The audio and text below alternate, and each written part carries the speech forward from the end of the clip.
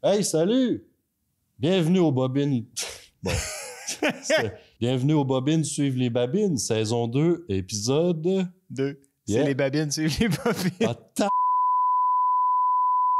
Hey, salut! Bienvenue aux Babines suivent les bobines, saison 2, épisode 2. Yeah! Toujours avec Guillaume, mon cher ami, dans le sous-sol de chez tes parents, à quelque part dans le Kamouraska. On dit pas c'est où. Je suis sous l'impression. Fuck! Bon, comme d'habitude, on va parler de musique de toutes sortes. De la musique locale, de la musique pas locale, de la musique agréable, de la musique... Sans doute pas agréable. Tu suis, man. Ah oui, j'aime ça. Hey, avant de commencer l'émission, j'ai envie de remercier le public parce que vous avez écouté notre première saison. Vous semblez avoir aimé ça pour une bonne partie. Vous nous l'avez dit un peu, des fois au restaurant, des fois à l'épicerie. Ouais. Moi, je suis flatté. Puis ça m'a inspiré à faire une deuxième saison avec Guillaume. On fait ça? Ouais. On fait ça? Ouais, c'est vrai, merci. Ouais. Puis toi, tu parles de quoi aujourd'hui, Guillaume? Moi, je parle de la contravention que je viens de recevoir. Ah ouais. Tu t'es fait pogner, toi. Je roule à 113 sur l'autoroute. Hein? Mais c'était de la construction. Oh, OK. C'était quoi la limite? C'était cher, c'était 80. Ouf. C'est un radar en plus. Tu sais, la nuit, il n'y a même plus de construction. Les comptes sont tous tassés. Je suivais le trafic en plus. Sérieux, on doit être une gang à s'être fait coller un 504 piastres d'amende. Aïe. Moi, je pense qu'il y a des accords que j'aurais dû dire non. Tu sais, j'aurais dû contester. Mais là, trop tard. T'as déjà payé? Ouais, j'ai payé. Ah. Fin de l'éditorial ou? Ouais. All right. Mais pour ça va bien. Bon, ben parfait. Fait qu'on passe ça, ce show-là. On parle de quoi aujourd'hui, avant de partir? Ben oui, on part le show sur quoi? Moi, je vais te parler de deux groupes, encore une fois, qui sont plus internationaux. Ouais. Le premier, c'est Bella Fleck and the Flecktones. OK. Qui est un jeu de mots avec le Flintstones. Hein? T'as vu le lien. Puis en deuxième, je te parle d'un artiste qui s'appelle David Maxim Michik. Moi, de mon bord, ça va être, encore une fois, assez opposé dans le spectrum énergétique, etc. Je vais parler de Flore Laurentienne. Ouais. Puis je vais parler aussi de Locust, qui est comme deux bands qui sont totalement opposés. Je connais pas de Locust, mais juste par les noms, je vois qu'il y a du contrairage. All right. Fait que si t'es curieux, moi je dis qu'on part le show puis qu'on se met à jaser. On fait ça. All right.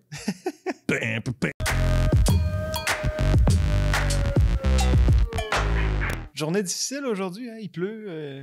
Les contraventions. Ouais.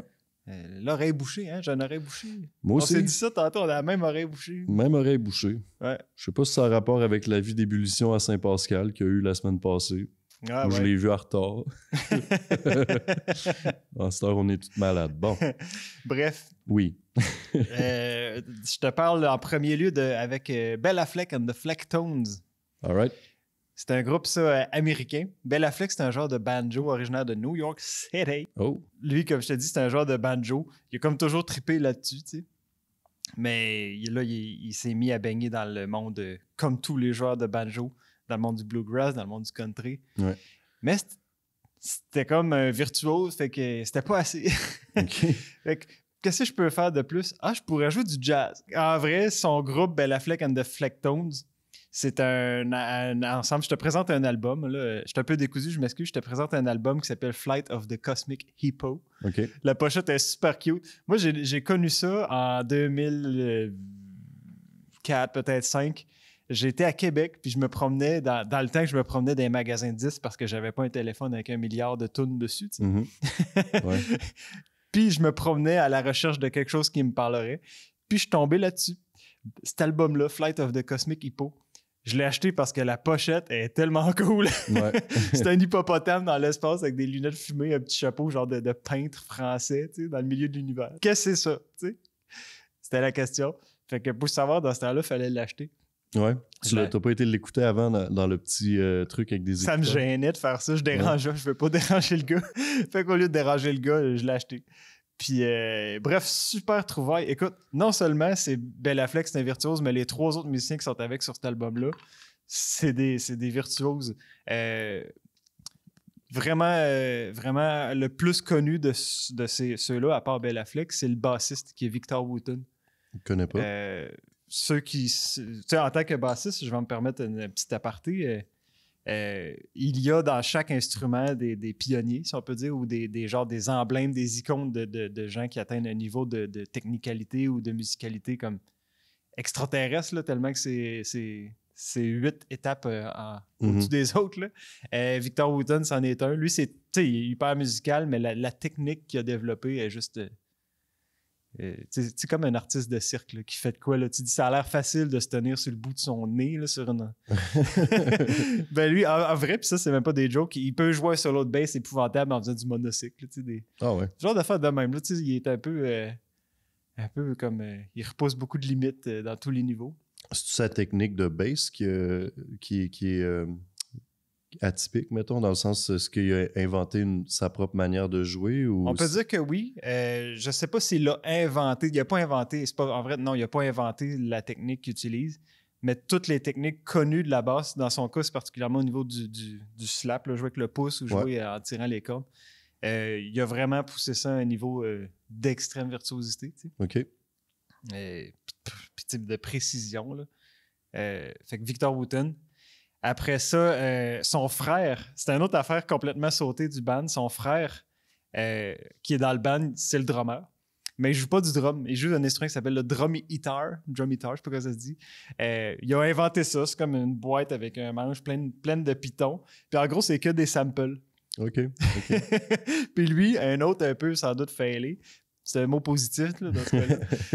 Il s'est dit, crème un drum parce qu'il en jouait. Un drum, c'est cool, mais j'ai juste 2 bras, 2 jambes. Mais j'ai 10 doigts. Oh. Fait que j'aimerais bien mieux jouer du drum avec mes 10 doigts. Fait que s'est inventé une machine, puis il fait son drum avec ça, tu sais. Puis on l'entend là, dans le son de... Tu sais, c'est un peu un drum. Ça sonne un peu cheap, le son du drum. Les tchac, tchac, tchac, tchac, tchac. OK, ouais. Mais tu sais, en même temps, il fait des affaires impossibles là, autrement, tu sais. Ouais. Puis si tu le sais pas, je pense que tu le sauras pas, tu sais. Que c'est pas un vrai drum, là, si t'as pas lu la pochette ou peu importe, tu sais.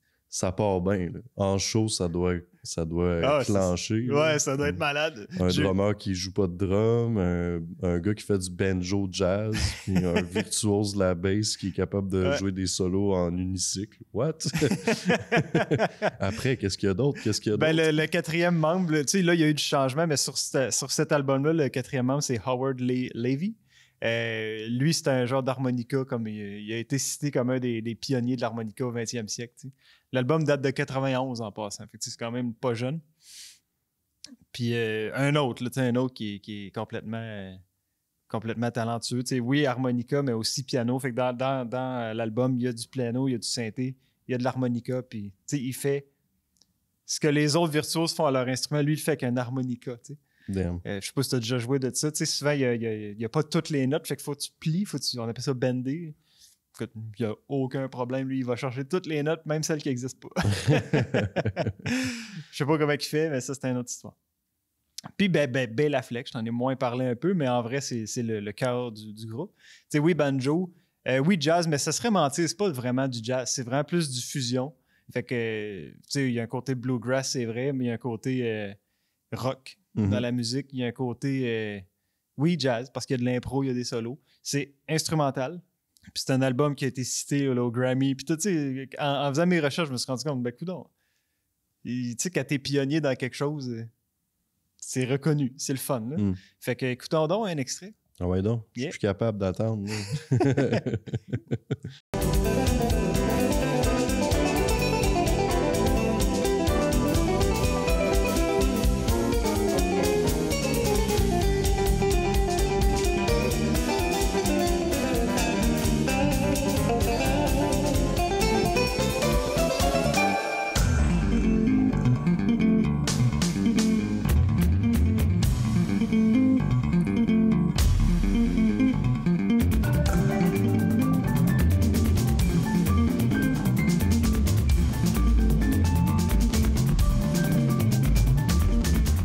J'ai choisi cet extrait-là parce que je trouve quand même en juste 30 secondes, on allait chercher pas mal l'essentiel de tout ce que je voulais présenter du groupe.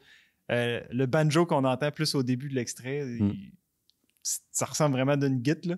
Ouais. Il joue comme pas typiquement comme un banjo, justement. Ouais. Mais plus loin, là, il joue vraiment là, plus loin dans d'autres pièces. T'sais. Mais là, ça avait vraiment l'air d'une guitare. Après ça, la bass, ben, t'entendais ça, c'est de la technique de tapping. C'est quand même. Oui, commun, on va dire, mais pas tant. Mhm. Souvent, c'est connu par Van Halen, cette technique-là. Mais là, sur une bass, puis qui sert pas comme un solo, mais vraiment juste comme une ligne de fond pour que les autres fassent des. Ouais. C'est comme une ligne de bass de virtuose, on va dire ça de même. Ça doit être avantageux d'être capable de jouer avec ton pouce puis tes doigts de même parce que t'es capable d'aller chercher plus en même temps, dans le fond. Ou, Oui, ben il n'y a plus de limite, là. Ouais, c'est ça. Quand tu joues avec un pic, tu n'as pas le choix pas mal de faire 2-3 cordes en même temps, gros max. Là. Tu peux faire des accords, tu peux faire... Ouais. Ou il y a des techniques hybrides de pic et doigts en même temps, puis tout. Mais là, lui, il a 10 doigts. Il est comme son frère. puis justement, son frère, le drum, je sais pas si t'as entendu. Ouais. Écoute, là, c'est sûr, ça a passé rien qu'une fois dans tes oreilles. Mais tu sais, oui, il y avait du drum. C'était comme un peu spécial, saccadé. Il y avait des sons de tabla. Écoute, c'est un gars qui pèse sur pas le même piton. Il change de piton. Puis... Fait que tu sais, live, il peut recréer tout ça. Tu sais. Ouais. Et plus encore, s'il veut. Très intéressant. Ouais. Honnêtement, en écoutant ce premier extrait-là, si tu m'avais pas expliqué tout ce que tu venais de m'expliquer avant, j'aurais trouvé que c'était bon, mais je m'aurais pas imaginé que c'est un faux drum puis un banjo, puis tout ça. Fait que c'est ça, là, ça doit être encore là. Si tu connais pas ben le band dans leur démarche, puis que tu as juste écouté leur musique, puis là, tu tombes là-dessus en show, tu fais comme « wow! » Je m'attendais pas à ça. Là. Non, c'est ça, je m'attendais pas que les quatre soient en ligne droite puis que le drummer soit en avant comme les autres et que ça patente. On va être donc pour un deuxième extrait. Go! C'est la pièce titre. Je t'ai mis la pièce titre de l'album. OK. Flight of the Cosmic Hippo.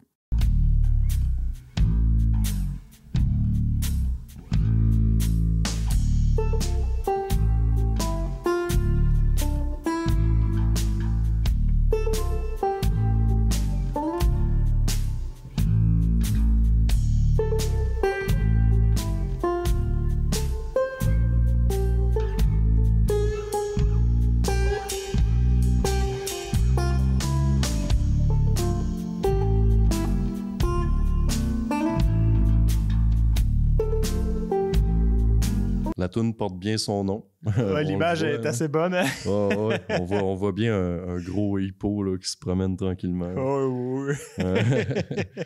Encore là, j'ai adoré la texture de la bass qui est très, qui se laisse le temps de mourir. Ouais, c'est drôle, t'as dit mourir. Moi, j'allais de vivre, c'est. Ouais.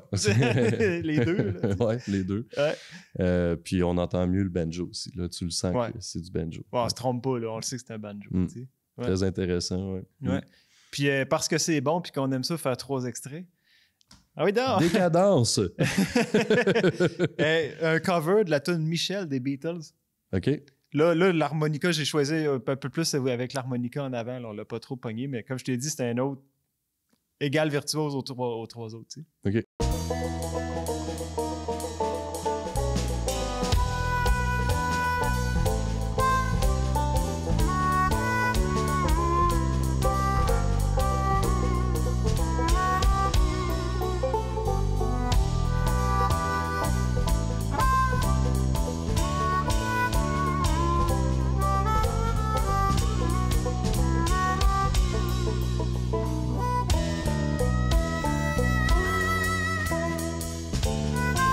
Qu'est-ce qui crée cette influence-là? Si je comprends bien, la personne qui a monté le band vient de New York, est né là-bas. Ouais.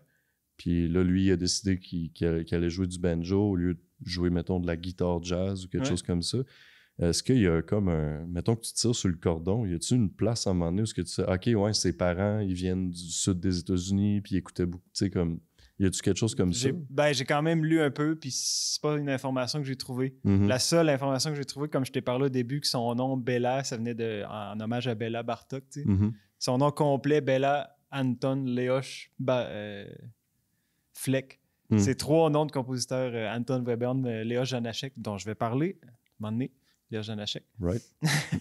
Fait que son père tripait musique, c'est sûr. Ça c'était écrit quelque part sur Internet que c'est son père qui a donné ce nom-là. C'est tout ce que je peux dire sur d'où ce qui arrive, c'est Ben Affleck. Là. All right, OK. C'est sûr qu'il arrive d'une gang de tripeux de musique. Il a baigné là-dedans. Ah, ça paraît tout de suite, je pense, dans la musique. Ouais. Mais je peux pas t'en dire plus sur pourquoi il est allé vers ça. Puis des fois, c'est juste des rencontres. Là.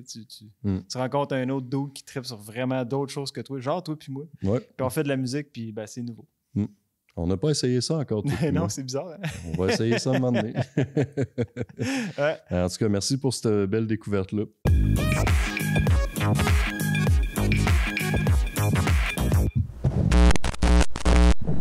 Oui. Ah, vous êtes là!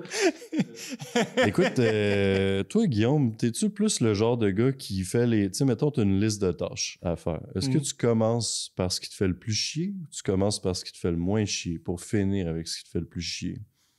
Ça dépend d'à quel point ça me fait chier. Ça se peut que je commence pas par ça, ouais. Ah ouais? Sinon, j'essaie d'être intelligent puis aller par le plus gros morceau. Ouais, OK.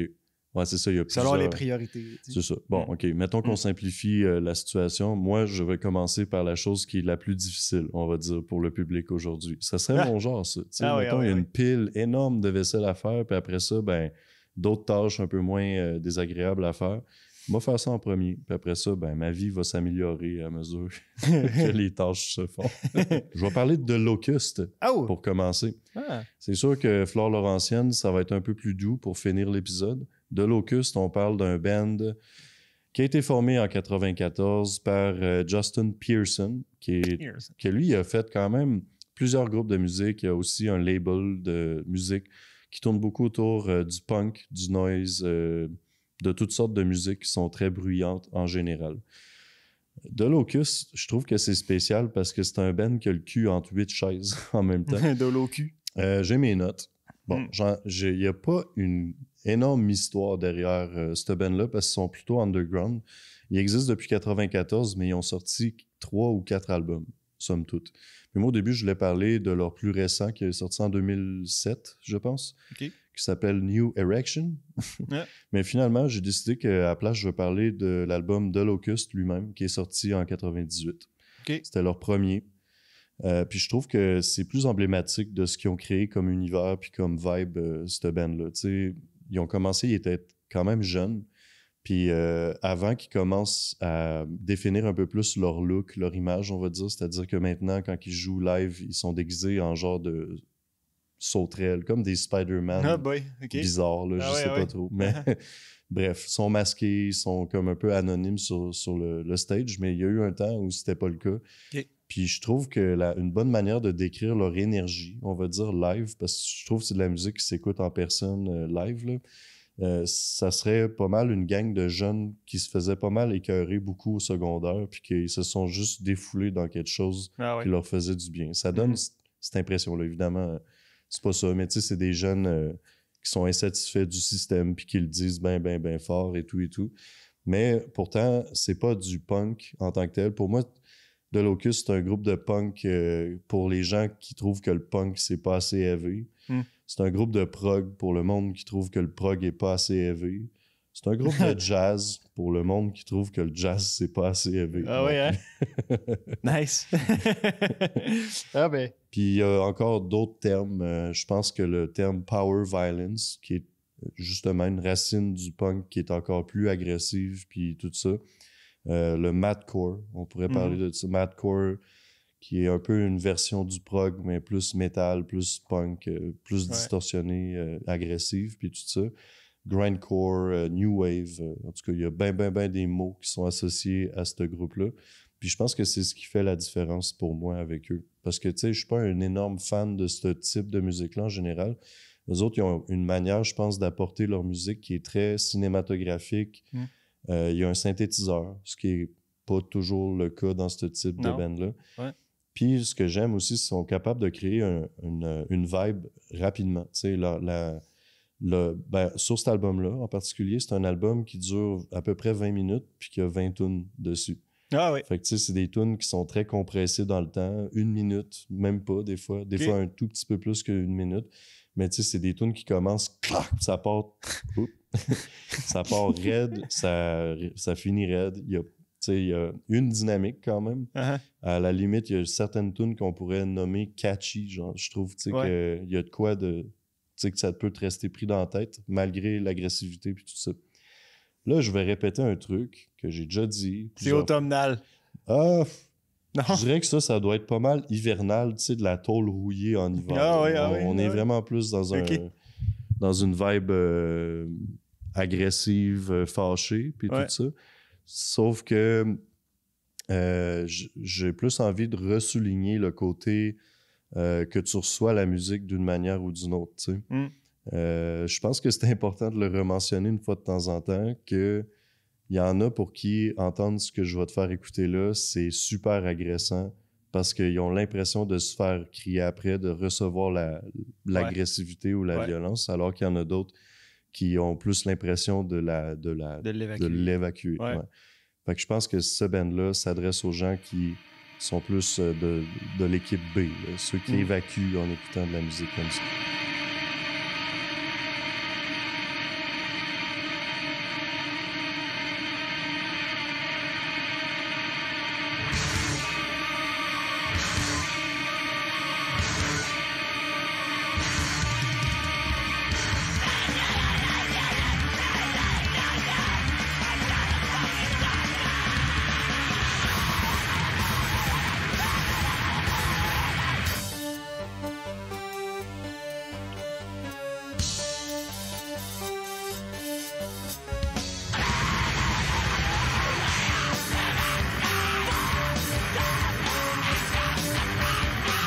Bon, fait que je pense que... Cool!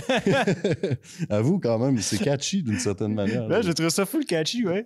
Ben, les bouts qui étaient pas trop... Mais tu sais, les bouts qui le sont moins, c'est catchy à mort.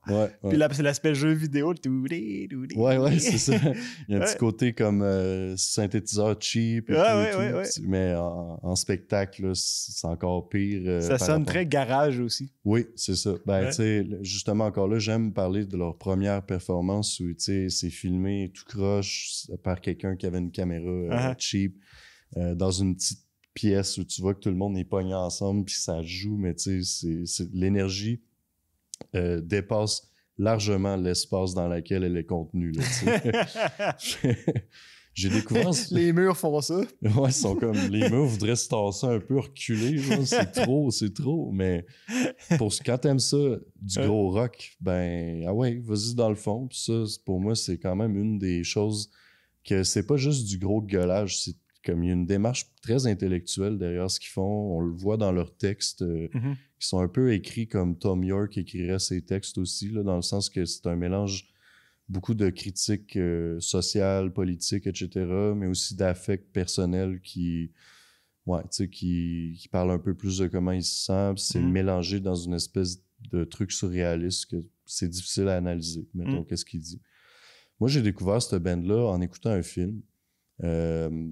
Quand que j'étudiais en cinéma à l'époque, il y avait un réalisateur que j'adorais qui s'appelle John Waters, qui est on l'appelle le pape du trash. Pour faire une histoire très courte, à l'époque des années 60, quand que le 16 mm est arrivé comme étant une nouvelle manière de tourner des films, ben, il y a toutes sortes d'auteurs de cinéma qui n'avaient pas le budget, pas les, on va dire, la permission de faire du cinéma avant parce que ça coûtait beaucoup trop cher puis les idées qu'il y avait étaient pas assez payantes pour que... Fait que, tu sais, dans les années 60-70, il est né le cinéma underground, puis le cinéma grindhouse, le cinéma de minuit qui passe la nuit pendant que le monde, tu sais, allait au cinéma. Il buvait de la bière, mettons, au cinéma en écoutant des films un peu... de toutes sortes, là, le cinéma d'exploitation, le cinéma underground, psychédélique, tout ça. John Waters, lui, était dans le cinéma trash. Il voulait montrer essentiellement les choses les plus horribles possibles, les choses les plus... Tu sais, c'était des comédies qu'il faisait, c'était drôle. Ah oui. Puis là, ben, Cecil B. Demented, qui est le film dont je fais référence, lui, il date de plus tard un peu, là, dans les années plus 90. Mais c'était un film que j'affectionnais pas mal quand j'étais au cégep en cinéma parce que ça parle d'un gars qui décide de réaliser un film d'une manière un peu terroriste, là, finalement. C'est comme pour un peu subjuguer, transcender le système hollywoodien. Il fait tout un peu clandestinement puis n'importe comment. Fait qu'encore là, c'est un film essentiellement de gens marginaux qui se retrouvent tout ensemble pour créer un film. Puis à 2 reprises dans le film, il y a de la musique de The Locust, puis tu sais, ça punch au bout là, pendant ces moments-là. Tu sais, je veux dire, d'habitude, dans un film, quand ils veulent que quelque chose soit un peu rock, ben ils mettent une tune un peu de punk ou rock, là, mais tu sais, ça clenche. Là. Ouais, c'est plus loin que la norme. Là, ouais, c'est ouais. ça. Ouais. Fait que je vais te faire écouter une tune qu'il y a dans le film.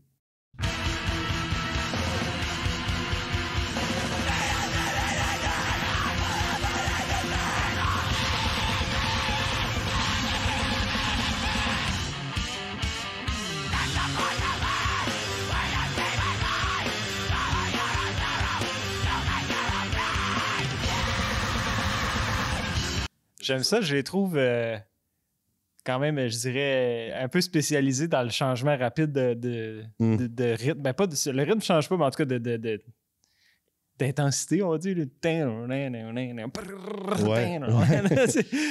Je dirais que c'est sûrement... C'est court en chaque. Tac, tac, tac. Ouais.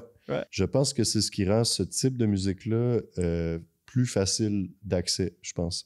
Parce que si c'était des tunes qui durent 5 minutes chaque, puis que ça n'arrête pas de switcher, puis c'est n'importe quoi pendant tout ce temps-là, ça serait indigeste. Mais vu que ça dure 50 secondes, 1 minute, 1 minute 20 secondes, ben, tu sais, c'est des moments compressés dans l'espace, dans le temps, qui sont très rapides. Tu sais, c'est des moments de frustration totale ou peu importe comment toi tu l'interprètes, là.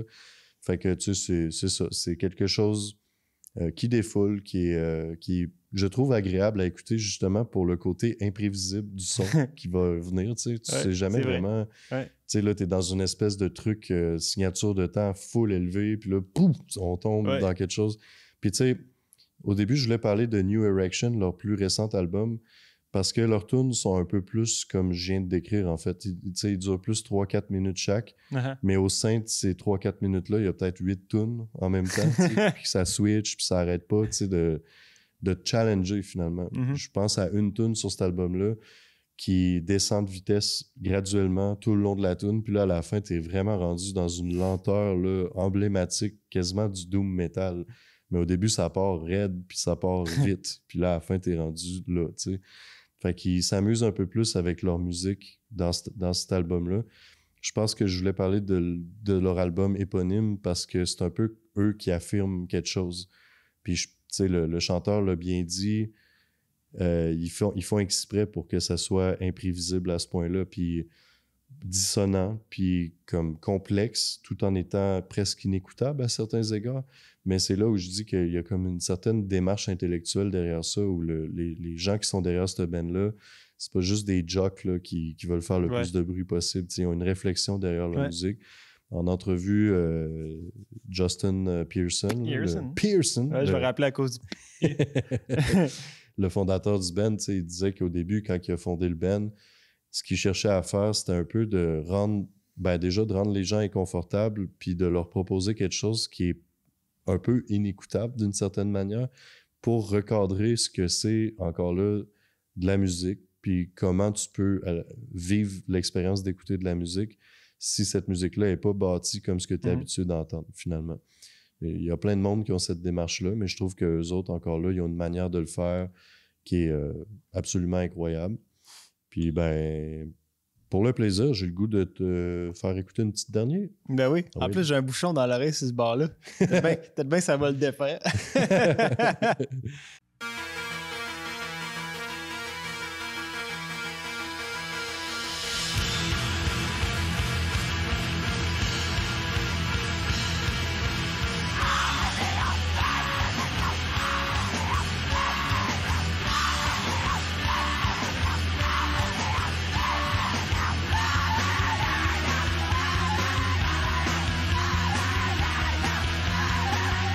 Ça me fait rire ces vocales-là parce que, tu sais, souvent on dirait qu'il y en a un qui chante, tu sais, on le voit là quand ils sont en show, il y a 2 chanteurs, tu sais.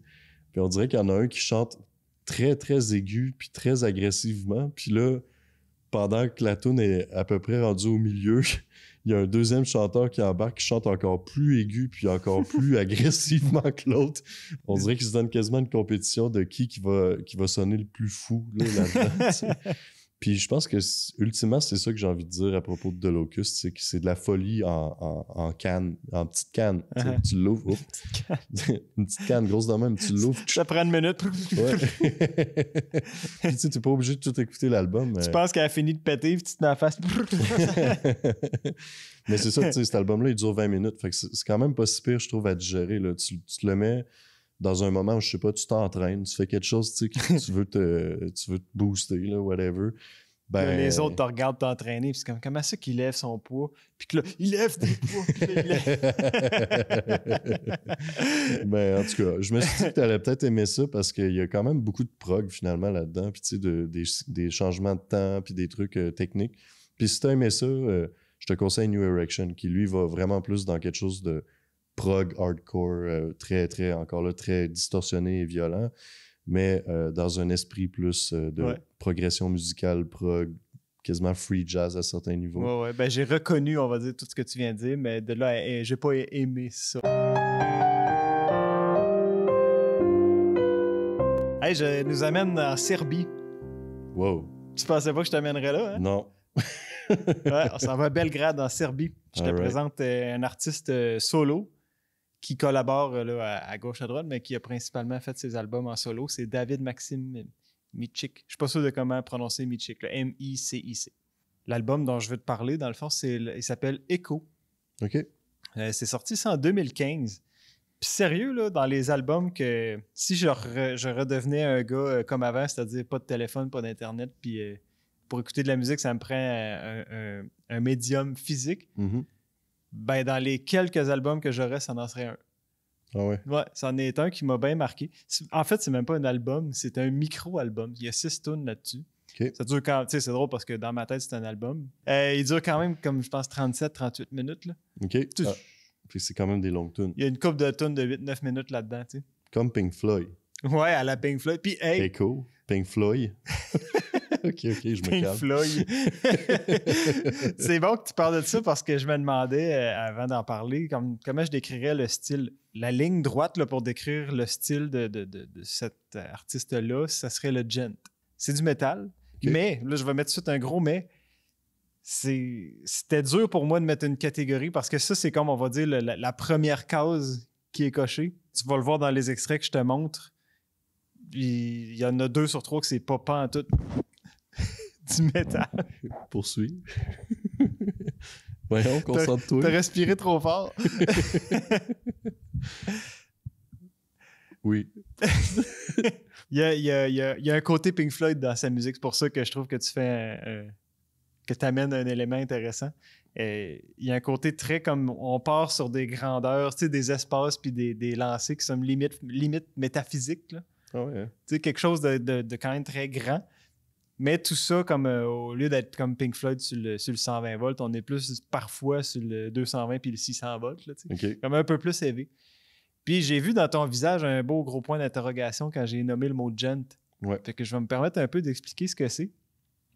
Puis honnêtement, là, je le dis quand même tout de suite, lui, il gravite dans ce monde-là, mais c'est pas un emblème du gent réellement. Là. Si je veux te nommer des emblèmes, je vais te dire Tesseract, Périphérie, Animal as Leader, Veil of Maya. Ceux que ça intéresse, allez voir ça. Ce que c'est du gent, c'est caractérisé par l'utilisation de guitare électrique, souvent avec plus que 6 cordes. Okay. Je vais dire 7, 8, parfois 9 cordes. Toutes des cordes qui sont plus graves que les cordes qui sont habituellement là.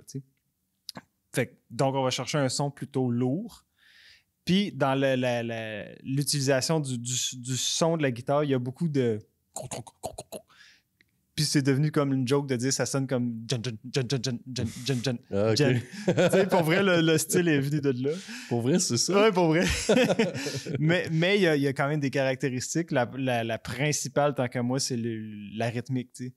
Il y a comme une utilisation de la rythmique, parfois de la polyrythmie, c'est-à-dire qu'il y a plusieurs rythmes qui roulent en même temps, mais comme ce qui est le 1 de chaque rythme, mais pas en même temps. Fait que là, ça fait comme des boucles un peu infinies de sons qui un moment donné, après 2 minutes, on revient ensemble. Puis, ça peut aller loin dans l'usage de la complexité rythmique. T'sais. Petit aparté sur le gent. Cet album-là, quand je l'ai découvert, premièrement, la pochette, elle est magnifique. C'est un genre, on dirait un genre de chevreuil ou un cerf. Là, puis il est comme dans un vortex. Il y a beaucoup de grandeur dans cet album-là. Puis lui, David Maxime Michik, de ce que j'ai vu sur à peu près tous ses albums, la première pièce, c'est une genre d'ouverture instrumentale. C'est comme comme vraiment une mise en bouche un peu plus orchestrale ou ben non, plus basée sur le piano, des trucs de même. Puis la deuxième tune est toujours dans le tapis. C'est comme, on dirait que c'est une signature. Fait que j'ai choisi la première pièce parce qu'elle est vraiment fantastique. En termes de musique classique qui n'est pas du tout du classique, c'est vraiment bon. Fait que c'est Universe in a Crayon.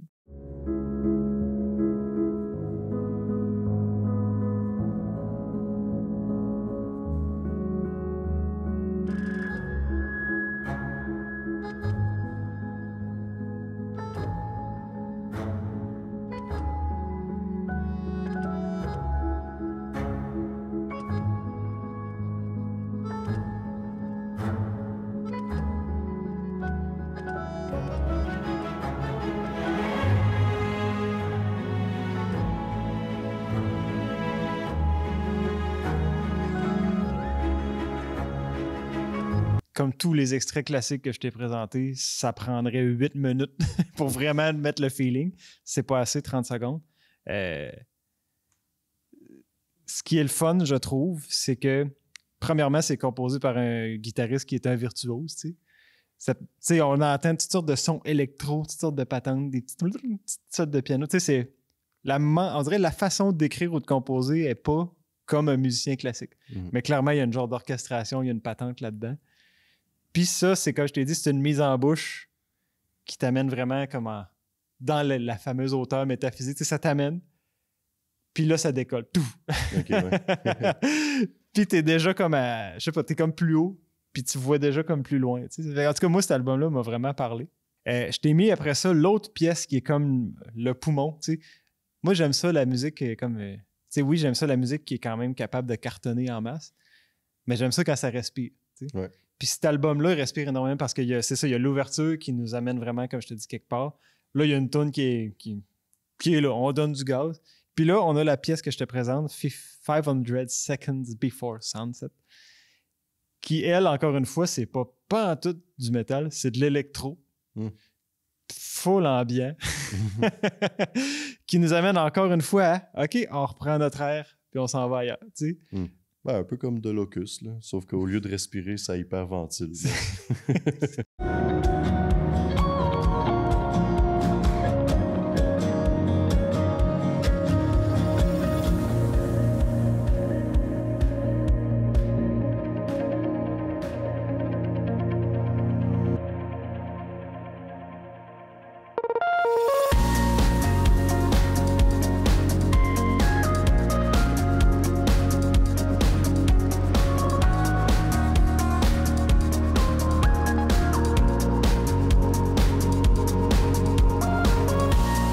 Tu sais, comme je t'ai dit, électro, c'est un très grand mot. En vrai, je sais même pas c'est quoi, c'est pas de l'électro, mais on entend le petit beat qui est comme rock un peu. Pouf, pouf, ouais. Pouf, pouf.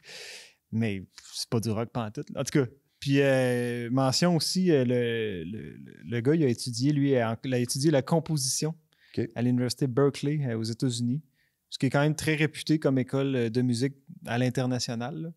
Fait que tu sais, il a un bon bagage, il arrive vraiment d'un milieu... on va dire académique, mais après ça, là, il fait ses produits beaucoup. Il produit ses choses, je veux dire, beaucoup en solo. Mais il y a quand même des collaborations. C'est un super virtuose. J'ai pas d'extrait en fait, tout ce qu'on voit, sa capacité, mais il est solide guitariste. On dirait qu'aujourd'hui, c'est la thématique des virtuoses. C'en est un. C'en est vraiment un. Mais tu sais, il y a des collaborations avec des chanteuses beaucoup. Il y a des collaborations des fois avec d'autres groupes ou même d'autres guitaristes. Là, ils se font des power duo de guitare à n'en plus finir. Fait que, c'est un artiste quand même très prolifique, mais de ce que je comprends, peut-être plus du côté de l'Europe. Un peu moins connu ici, de ce côté-ci de l'océan. OK, ouais. Fait que dernier extrait, là quand même, c'est un peu... j'ai dit métal, puis ça n'a jamais ressemblé à ça. Je vais y aller un peu dans quelque chose qui ressemble à ça. Une collaboration avec une chanteuse Scampi que je connaissais pas.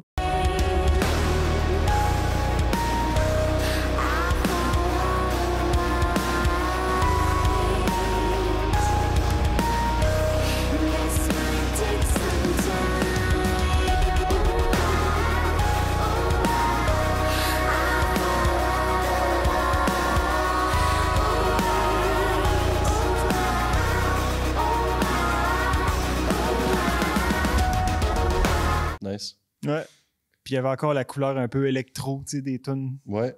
Tu sais, je sais pas trop, comme un synth qui est bloqué quelque part. Là. J'ai l'impression que le monde du métal est souvent puriste, tu sais, que Uh-huh. s'il y a trop d'électro, s'il y a des effets dans la voix, les gens, ben, certaines personnes vont comme moins l'apprécier simplement parce que c'est moins une démonstration d'une voix particulière. Je sais pas comment le dire. Il y a Ouais, ou comme un d'une côté... capacité, genre de...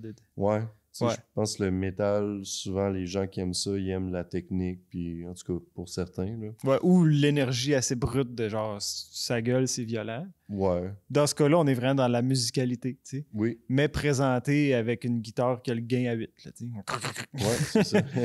Ouais. Ouais, puis justement, il a pas peur non plus d'aller où ce qu'il veut par rapport à ça. Tu sais. Ouais. Je pense qu'il y a bien des bands metal qui auraient peut-être aimé ça, aller dans des vibes plus synth, des fois plus électro, plus variés finalement, Ouais. mais qui restaient un peu dans un créneau spécifique parce qu'ils savent que c'est là que leur public est, là, finalement. Ouais. Ouais, ben c'est le fun. Je suis content d'entendre ça. Puis, encore une fois, pour moi, faire 3 extraits de 30 secondes, c'était un gros défi parce que c'est vraiment l'album Mm. qui est un voyage, tu sais. Mm. C'est un micro-album, le EP. Hey, Guillaume, t'es revenu! Ouais! Ah, il reste un Ben à parler. Ben, Ah! en fait, c'est pas un Ben, c'est un gars. OK. Puis, coudonc, on parle de virtuose, on parle de musique un peu cinématographique et tout Mhm. ça. Ben là, on va parler de Flore Laurentienne, qui est important, je trouve, à parler. Puis je pense que ça parle de moi. J'ai un petit regret, mais tu sais, Ah ouais. ben, dans la première saison, moi, je connaissais pas ben Flore Laurentienne. Je n'avais entendu parler un petit peu, mais pas plus que ça. Puis j'ai parlé plus de Simon Léosa, tu sais, qui est un peu un compositeur de musique néoclassique Ouais. et qui incorpore aussi des synths puis de l'électronique dans son travail. Pour ce qui est de Flore Laurentienne, ben, tu sais, il aurait peut-être fallu que je parle de lui avant, parce que c'est un gars qui vient du Bas-Saint-Laurent, qui habite à Saint-Pacombe en ce moment, puis qui compose quand même de la musique incroyable, là, qui représente notre région très, très, très bien. Puis moi, je ne l'ai jamais rencontré, mais apparemment c'est une personne très passionnée. Ben, j'ai la chance de dire que je l'ai déjà rencontré une fois. Oui, puis... Ouais. À l'école de musique des Trois-Maisons. Puis super gentleman. Ouais. Ouais, super gentleman. Puis il présentait des synths. C'était une activité de présentation de synthé. Oui. Puis je vais te laisser peut-être un peu plus en parler. Je vais pas trop prendre l'explication, mais le gars fin comme tout, là, vraiment. Ouais. Je pense que c'est un gars qui adore le son, la texture beaucoup aussi. Tu sais, en 2023, si je me souviens bien, il a fait une installation au Centre d'art de Kamouraska avec du tape là, qui passait un peu partout dans la pièce, puis un genre de son qui se dégrade plus qu'il loupe, là, puis tout ça. Donc, il y avait de quoi de bien intéressant, je trouvais. Ouais. Ça accompagnait l'œuvre d'Olivier Roberge, qui est le gars qui a fait les petites maquettes qu'on a filmées pour Vue du ciel, saison 2. Ouais. Fait que voilà, en tout cas, c'était cool parce que le son de l'installation de Mathieu David Gagnon, qui est le nom de Flore Laurentienne finalement, fournissait un peu la trame sonore pour la maquette. En tout cas, c'est le même que je l'ai ressenti quand que je suis allé voir l'expo avec toi. Ouais. fait. Puis bon, ben, comme je disais tantôt, je trouve qu'on peut facilement comparer Mathieu David Gagnon à Simon Léosa, dans le sens qu'ils font tous les deux de la musique qui est néoclassique, qui est basée beaucoup sur les émotions, la progression, puis qui inclut également des synthétiseurs, puis des sons plus électroniques, puis tout ça. Ouais. Flore Laurentienne, moi, je vais parler de son album Volume 1, qui est son premier. Donc, je pense que c'est le type d'artiste que peu importe quel album que tu vas prendre dans sa collection, peu importe où tu commences, tu vas aimer ça. Ou pas, là, mais je veux dire, en tant que tel, c'est une continuité, j'ai l'impression. Il y a eu aussi le volume 2, puis plus récemment, Tableau. Fait que... Puis peut-être même un quatrième, mais je suis pas sûr. Donc, tu sais, il y a du stock à aller voir. Quand tu comprends le parcours qu'il y a eu, ce gars-là, c'est quand même impressionnant, je trouve, qu'il ait juste décidé de rester à Saint-Pacôme, tranquille, puis de chiller dans ses affaires, tu sais. Mm-hmm. Ce gars-là, quand même, il a commencé à jouer du piano à l'âge de 5 ans. Faut mentionner que c'est le frère de Claude Pelgag. Il a commencé à jouer du piano, tu sais, à l'âge de 5 ans. Puis ben, ça l'a mené éventuellement à étudier la guitare classique puis l'écriture de musique à l'Université de Montréal. Puis après ça, ben, il est allé en France, puis il a étudié l'orchestration, puis il a reçu des prix aussi pendant son passage là-bas. Puis c'est en revenant de France qu'il s'est mis à travailler avec sa sœur, Claude Pelgag. Puis c'est lui, dans le fond, qui a été l'orchestrateur, le directeur musical, puis le co-réalisateur des albums de Claude Pelgag. Fait que, tu sais, quand t'entends... C'est pour dire, hein, j'en ai parlé de Clopagag la saison passée, puis cet élément-là a fait à côte. Ben oui, on pourrait croire qu'on boude Mathieu David Gagnon, mais c'est même pas le cas, c'est involontaire, on vous le jure. Mais bon, bref, tu sais, quand t'écoutes du Claude Pelgag, ben t'entends un peu des orchestrations qu'il a composées. Donc, si t'aimes ça de base, tu risques d'aimer aussi son projet solo, finalement, qui est Flore Laurentienne. Flore Laurentienne, by the way, c'est une référence au livre du frère Marie-Victorin. Petite affaire de même, un petit détail intéressant. Puis, tu sais, justement, ça n'a pas rapport, mais ça a un peu rapport, je trouve aussi. C'est des fresques musicales qui font beaucoup, sans le dire vraiment, à part peut-être dans les titres de tunes, comme par exemple celle que je vais te faire écouter maintenant, qui s'appelle Fleuve numéro 1. C'est sûr qu'on parle un peu de la flore laurentienne, mais en tant que tel, je trouve que c'est quand tu écoutes la musique que tu le sens vraiment, l'espèce de côté grandiose de ce qu'il fait, tu sais. Fait que...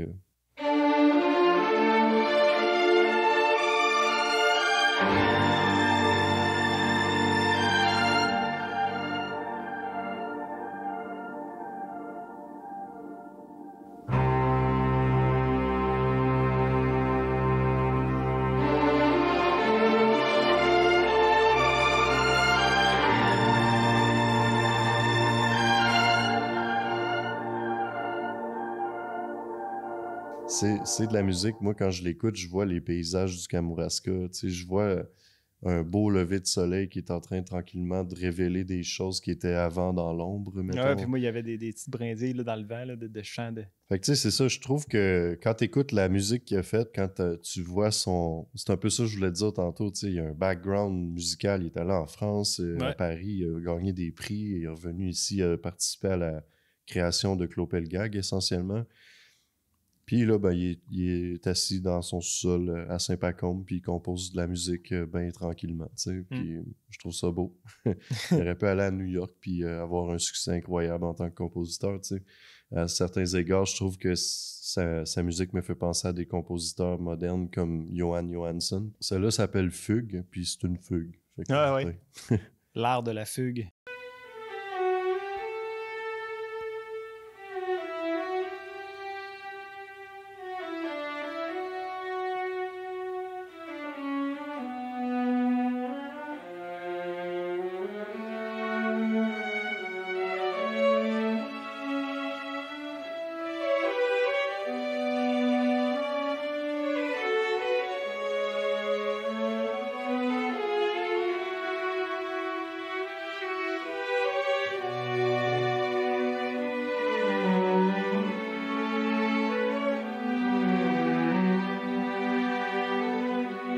Grosso modo, une fugue, là, moi non plus, je ne suis pas un expert n'en ayant jamais écrit moi-même, mais de ce que je me souviens dans la définition, c'est un thème, on va dire, le thème. Puis après que le thème a été joué, le thème est répété, mais dans une autre tonalité. Puis quand il a fini de jouer ce thème-là, il y a un autre instrument qui se rajoute, qui rejoue le thème encore une fois dans une autre tonalité, mais les autres instruments continuent encore. Puis là, ça devient comme de plus en plus de voix qui s'entremêlent. Mais plus ça va, plus ça devient comme intriqué, complexe. Ouais. Je pense que j'ai envie juste de te mettre une dernière tune qui, elle, va un peu plus dans l'électro. Tu sais, je pense que l'album a une très, très belle finesse dans le mélange entre l'électro puis les instruments plus classiques. Là c'est ça. Dans cette tune-là, on rentre plus dans quelque chose qui feel comme un moment dans l'album Dark Side of the Moon de Pink Floyd. Pink Floyd encore. Dis-moi Pink Floyd.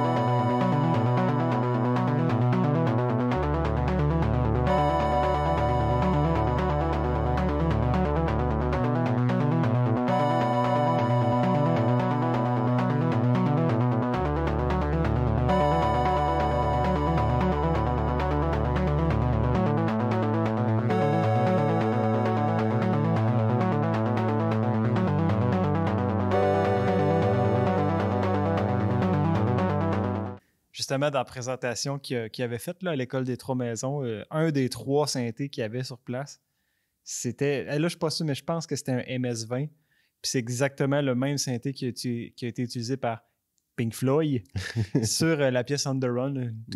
Ouais, Puis ok. tu sais, il y a quand même une sonorité vraiment proche, mais il le disait lui-même, là, c'est le même synthé. Tu sais. Ouais. Fait que- Puis tu sais, quand t'es nerd de synthé comme lui doit l'être, je pense que ça compte pour beaucoup. Là, tu sais, Ouais. comme ça, c'est le synth de Pink Floyd, genre. Puis tout ça. Je sais qu'il se sert aussi de modulaire de plus en plus, puis de trucs un peu plus modernes. Mais je pense que, tu sais, dans le monde des geeks de synthé, on dirait qu'il y a 2 équipes. Mm. Il y a ceux qui pensent justement vintage, qui pensent, moi, je veux le synth que Radiohead a utilisé pour tel album, puis avoir le son, tu sais, ce son-là. Il y en a d'autres qui sont plus dans les synthétiseurs modulaires, comme on en a parlé dans la première saison, tu sais, comme plus des patchwork de sons, puis designer ton propre son toi-même, finalement. Dans les 2 cas, je trouve que c'est pertinent et intéressant, mais ça coûte cher le Moi, gear. je suis dans la 3e équipe. Je suis dans le synthé virtuel. Ouais. Fait que, j'aime pas ça. Je pèse sur le piton, puis il y a un autre son qui apparaît. J'aime-tu ça? Ah, c'est bon.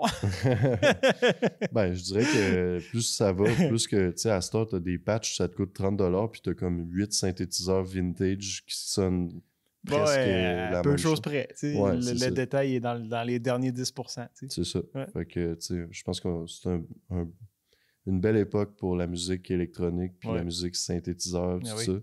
Je pense que Mathieu serait pas d'accord avec ce que je dis là, par contre. D'après moi, lui, il aime pas bien ça, utiliser des VST puis des patchs sur... tu sais, avoir l'amour qu'il y a pour les vraies machines, les synthétiseurs, là, les boutons que tu tournes. Puis tu sais, je pense qu'on aime tous ça. C'est des outils différents. Là. Je sais pas s'ils utilisent les VST, les synthés virtuels. Si oui, écoute, ça fait des maquettes faciles. Après, il peut s'amuser avec ses vrais synths. Sinon, ben écoute, je suis pas lui qui va se plaindre. Ben oui, de toute façon, c'est ça. C'est juste une question de choix rendu là, je trouve. Ouais. Une démarche. Puis en anglais, on dit workflow, de méthode de travail. Ouais. Je pense que beaucoup de monde préfère toucher à des vrais pianos, des vrais objets. Moi, tu sais, je suis rendu plus avec des VST et des choses comme ça quand je vais dans l'électronique. J'ai quand même toujours un aspect analogue qui vient avec. Mais il y a beaucoup qui est composé sur des logiciels puis tout ça. C'est juste un workflow qui est beaucoup moins dispendieux puis qui te permet aussi d'expandre un peu ta manière de le voir. Tu sais, si tu veux tel son, tu peux le designer toi-même, tu peux aller le chercher. En tout cas, tu sais, c'est infini, finalement. Fait que, ben, c'est ça. Tu sais, j'ai envie de finir ça sur comment j'ai rencontré ce gars-là sans le connaître, sans l'avoir rencontré. Parce que justement, j'entendais occasionnellement le mot, le nom, Flore Laurentienne. Tout le monde aime ça ici pas mal. Là. Je pense que tout le monde qui en a entendu triple là-dessus un peu. Fait que j'entendais souvent parler de ça sans trop savoir ce que c'est. Puis l'année passée, il y avait le festival Archipel à Kamouraska qui avait Flore Laurentienne qui jouait dans une église, tu sais. Puis là, ben moi, j'étais chargé pendant ce festival-là de filmer toutes sortes de choses en même temps, dans les mêmes journées. Fait que je courais à droite et à gauche pour essayer de trouver les choses à pogner, finalement. Puis, entre autres, dans ma liste, il y avait le show de Flore Laurentienne, tu sais. Puis, j'étais tellement pressé. Je suis parti comme de côté Est. J'ai suivi une fanfare. Je me suis rendu jusqu'au centre d'or de Kamouraska où il y avait un party avec un DJ. Là, je suis passé du temps là. Après ça, j'ai couru jusqu'à l'église. Puis là, je rentre dans l'église. Puis il y a Flore Laurentienne qui joue là, dans l'église. Ouh! Ça t'a calmé? Ça m'a calmé les nerfs. Ça m'a tellement calmé les nerfs que j'ai oublié de peser sur Rec à la caméra. Ah oui. Fait que c'est pour ça que j'ai pas d'image. T'as wrecké dans ton cœur. T'as fait ça, puis t'as fait oh, wow. Je me suis installé, je me suis assis sur le bord de la scène, puis là, je filmais avec la bouche ouverte, genre. Tu filmais, mais sans filmer. Ça filmait pas. Fait que, tu sais, c'est l'impact qu'il y a eu pour la première fois. J'ai vu ça, puis tu sais, j'étais arrivé au moment où l'orchestre montait, puis là, soudainement, lui, son synthétiseur commence. J'ai été vraiment, vraiment impressionné, puis je pense que 2 semaines plus tard, j'étais à Montréal, ironiquement à Montréal, en train de fouiller dans un magasin de disques, puis j'ai trouvé le disque de Flore Laurentienne, puis je l'ai acheté tout de suite, tu sais. Nice. Fait que, une belle découverte pour moi. il y a bien des choses dans cette démarche-là, dans cette attitude-là, puis dans son son que je trouve incroyable. Fantastique, ça. J'aime ça. Ben oui, bravo. Ben écoute, je pense que ça met fin à l'épisode 2 de la merci saison pour tes présentations, mon beau Carl. Excuse, ça me pique dans le nez. Ah, vas-y, gratte-toi. Je vais recommencer ma phrase même. De Locus, comme je t'ai dit, la démarche, tout ça, j'ai quand même trouvé ça trippant. Puis ben, Flore Laurentienne, c'était un peu un aveu, moi aussi. J'ai parlé de Claude Pelgag l'année passée, puis on dirait que son nom, puis toutes les informations qui le concernent, ça a passé. Mm-hmm. Moi, je pense que tout est parfait. Tu dis que tu aurais dû en parler l'année passée, puis tout. Puis non, tout est parfait. On n'était pas dû l'année passée. Ben ouais. YOLO. No regrets. Ouais. Cette année, par exemple, c'est son année. C'est son année. On y souhaite que tout aille bien. Ah oui, oui.